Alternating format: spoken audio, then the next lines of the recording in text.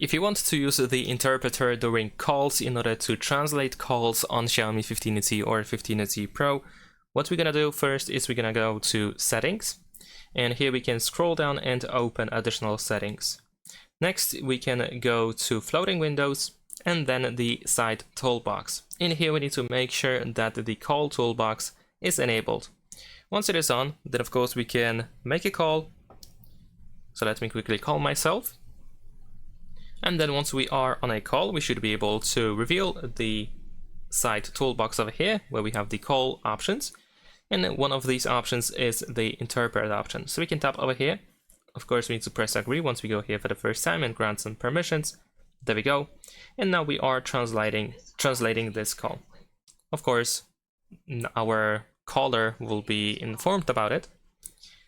We can tap on this setting on the left side in order to choose our language. So in this case, the standard language is the simplified Chinese.